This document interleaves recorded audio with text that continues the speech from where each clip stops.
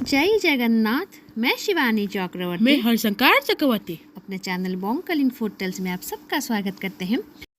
2026 साल का ये हमारा पहला वीडियो है और आज के हमारे वीडियो में हम आपको बताएंगे पौष मास में प्रभु जगन्नाथ जी को माँ यशोदा के द्वारा बना के दिया गया एक बहुत ही स्पेशल भोग जो कि सिर्फ और सिर्फ प्रभु जी को पौष मास में लगता है। उसका नाम है एक वर्नी या फिर एक अरनी, जो कि माँ यशोदा, प्रभु जगन्नाथ जी, प्रभु बलभद्र जी और माँ सुभद्रा जी के लिए बनाती हैं। आप सबको पता है माँ लक्ष्मी प्रभु के लिए हमेशा भोजन बनाती हैं, लेकिन पौष मास में वो अपने पित्रालय अर्थात अपने बाबा के घर, अपने मायके जाती हैं। तो वो ये एक महीना माँ यशोदा अपने बच्चों का ध्यान रखती है और उनके लिए भोजन बनाती हैं। बहुत सारे भोग प्रसाद इस महीने में बनते हैं जो नॉर्मली दूसरे महीने में नहीं बनते, और उसी में से एक है ये एक अरनी या फिर एक वर्नी। इसको एक अरनी या फिर एक वर्नी इसीलिए कहा जाता है क्योंकि इसमें जो जो सामग्रियां होती हैं उनको हम अलग अलग से, जैसे दाल, चावल, सब्जी अलग अलग से बनाते हैं, लेकिन माँ अपने बच्चों के लिए सारी सब्जी, दाल, चावल सबको मिला के एक साथ ही एक भोजन बनाती है, इसीलिए उसको कहा जाता है एक वर्नी। और बहुत सारे लोग उसको एक अरनी भी कहते हैं। तो आज हम वही बना के आपको दिखाएंगे। ये वीडियो पहले से ही हमारे चैनल पर है। जीवन जगन्नाथ की जो पहली सीरीज़ थी उसमें हमने ये वीडियो अपलोड किया था, लेकिन जो हमारे नए सब्सक्राइबर हैं उनके लिए हम फिर से ये वीडियो अपलोड कर रहे हैं। एक अरनी बनाने के लिए जो हमें सामग्री चाहिए होगी, सबसे पहले दाल और चावल। जितनी दाल उतनी ही चावल यहाँ पर यूज होना है। एक कन्नी में जो चावल यूज होता है वो थोड़ा पतला और लंबा होता है, इसलिए हमने यहाँ पर लंबे दाने वाले बासमती का इस्तेमाल कर रहे हैं। और जो गोविंद भोग हम हमेशा यूज़ करते हैं, इस बार हमने गोविंद भोग नहीं लिया है। और यहाँ पर दाल में मूंग दाल और उड़द दाल इसमें जाता है, और इसका रेशियो है 2 भाग मूंग दाल और 1 भाग उड़द दाल। और इसको अच्छी तरीके से ड्राई रोस्ट करके कम से कम 2 घंटे तक इसको भिगो के रखना है, उसके बाद ही आप इसको यूज़ कर सकते हैं। और यहाँ पर जितना दाल उतना ही चावल आपको लेना है, कितनी क्वांटिटी में आप बनाना चाहते हैं, क्योंकि हम यहाँ पर कम क्वांटिटी में बना रहे हैं, क्योंकि हमारे घर में लोग बहुत कम हैं, इसलिए हमने यहाँ पर आधा कप चावल और आधा कप दोनों दाल को मिला कर लिया हुआ है। और इसको दाल को अच्छी तरीके से ड्राई रोस्ट करके हमने भिगो के साफ करके रखा है। और वहाँ पर हल्दी और नमक ऐड करके हमने पानी गर्म कर लिया है। तो समय बचाने के लिए हमने पहले से ही यहाँ पर नमक और हल्दी डाल दिया है पानी में। और अभी ये जो चावल और दाल है इसको भी हम इस पानी में ऐड कर लेंगे। जैसा हमने कहा कि पौष मास में ये स्पेशली बनता है, और ये बरादी भोग नहीं होता। आप मतलब ऑर्डर करके ये भोग नहीं बना सकते। जो भी पंचोपचार भोग में जो भी मंदिर की तरफ से बनता है उतना ही है।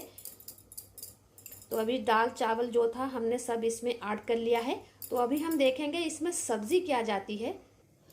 तो सब्जी इसमें मूलतः 3 सब्जियां जाती हैं जो कि सीजनल होती हैं, और वो है मूली। यहाँ पर लाल मूली का हम इस्तेमाल कर रहे हैं, क्योंकि ये जिसको कहते हैं ना इंडिजिनियस मूली होती है लाल मूली। तो मंदिर में लाल भी यूज होता है, सफ़ेद भी यूज होता है। ऐसा नहीं है कि आप सफ़ेद यूज नहीं कर सकते, आप सफ़ेद भी कर सकते हैं, लेकिन अगर आपके पास लाल है तो लाल प्रिफर करें यूज़ करना इस भोग के लिए। तो हमने यहाँ पर मूली लिया है, सीम लिया है, और ये है कच्चा केला। तो ये 3 सब्जियां इसमें जाएंगी, और इसके साथ साथ साग भी जाएगा। जगन्नाथ मंदिर में चौलाई का साग यूज होता है, अगस्ती का साग यूज होता है, ललिता का साग यूज होता है। जो भी सीजनल साग होते हैं वो सब जगन्नाथ मंदिर में यूज होते हैं। तो उनमें से कोई साग होगा वो आपको इसमें यूज करना है। तो अभी हमने दाल चावल तो ऐड कर लिया है, तो उसके साथ साथ हम ये सब्जी भी इसमें ऐड कर लेंगे, और उसके साथ साथ हम साग भी ऐड करेंगे। और नमक हल्दी हमने आपको दिखाया नहीं, क्योंकि नमक हल्दी आपको क्या दिखाना, सबको पता है खिचड़ी में नमक हल्दी जाती है, और एक वर्नी एक खिचड़ी ही है। तो अभी जो सब्जी हमने लिया था उसको हमने ऐड कर लिया है। जितना आपने दाल चावल लिया है उसका एग्जैक्ट दुगना पानी आपको देना है, ये रेशियो है। तो जितना हमने दाल चावल लिया था उसका दुगना ही पानी हमने दिया है, और नमक हल्दी स्वाद अनुसार ही हमने इसमें ऐड किया है। तो अभी हम इसमें ऐड करेंगे साग। और ये साग हमने ऐड कर लिया इसमें। हम एक हाथ में मोबाइल पकड़ के दाएं हाथ में काम कर रहे हैं, तो थोड़ी प्रॉब्लम हो रही होगी आप सबको देखने के लिए। लेकिन हमारे प्यारे भाई बहन हैं, एडजस्ट कर लेंगे हर चीज़। और इसके साथ हम इसमें ऐड करेंगे कसा हुआ अदरक और उसके साथ साथ थोड़ा सा हींग।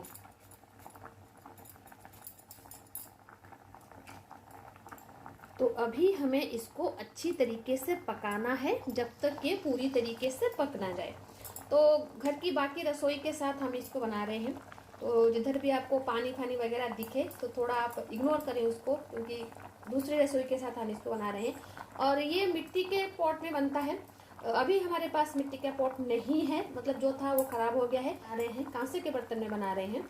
आप चाहें तो मिट्टी के बर्तन में बना सकते हैं अगर आपके पास मिट्टी का पॉट हो, क्योंकि मिट्टी के पॉट में जब बनाएंगे ना तो जो मंदिर का जो ऑथेंटिक फ्लेवर होता है ना, जो खुशबू होती है ना, वो स्वाद होता है ना, वो निखर के आता है।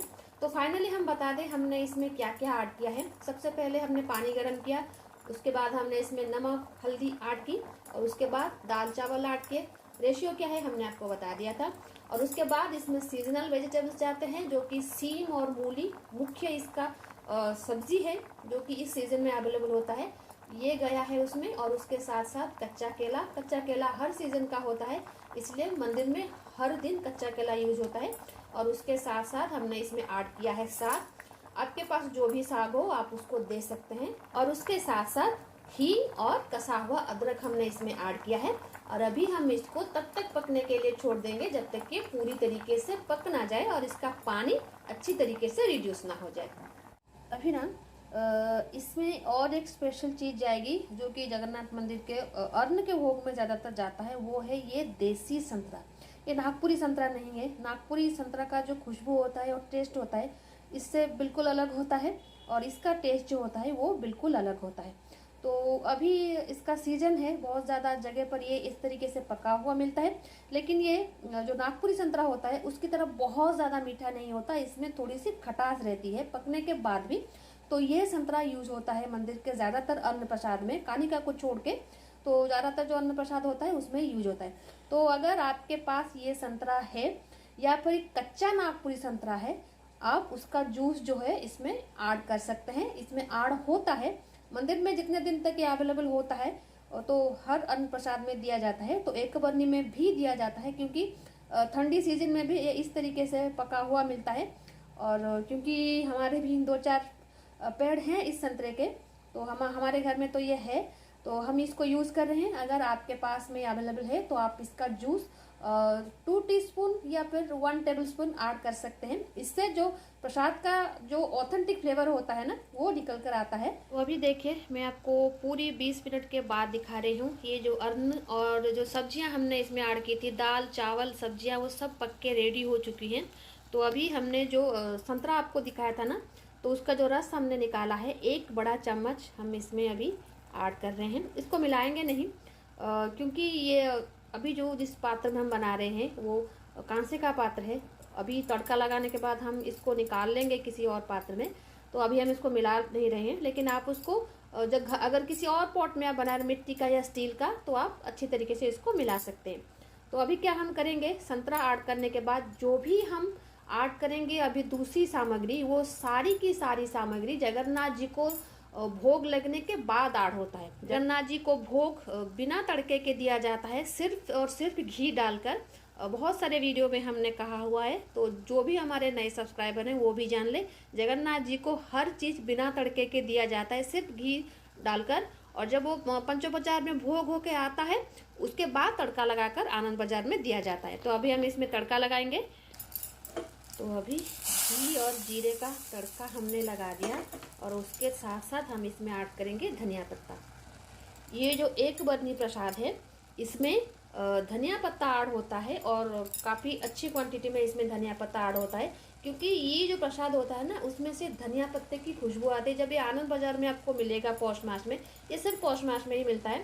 लेकिन अगेन ये बराती भोग नहीं होता, जो भी मंदिर में बनता है वही आनंद बाजार में आता है, किसी के लिए स्पेशली नहीं बनाया जाता। और उसमें धनिया पत्ते की खुशबू आती है। अगर कभी आप पौष मास में जगन्नाथ मंदिर आप आते हैं और आपको ये प्रसाद मिलता है, तो आपको उसमें धनिया पत्ते की खुशबू ज़रूर आएगी। तो ये है प्रभु जगन्नाथ जी, प्रभु बलभद्र जी और माँ सुभद्रा जी का बहुत ही प्रिय भोग 1 बरनी, जो कि उनकी माँ यशोदा उनके लिए बनाती है, जो कि पौष मास में बनता है। आई होप ये भोग की रेसिपी आपको अच्छी लगी होगी। और इस पौष मास जितने भी दिन बचे हैं इसमें आप प्रभु जगन्नाथ जी को ये बना के ज़रूर दें। अगर बाकी कोई दिन ना दे सके तो संक्रांति के दिन तो अवश्य इसको बना के दें, क्योंकि भगवान जी को उस दिन मकर चौरासी का भोग लगेगा। अगर उस दिन नहीं देना चाहते उसके पहले और भी 5 दिन हैं, उसमें भी आप बना के इसको प्रभु को समर्पण कर सकते हैं। तो आज के लिए इतना ही। रहते हैं। जय जगन्नाथ, जय माँ काली।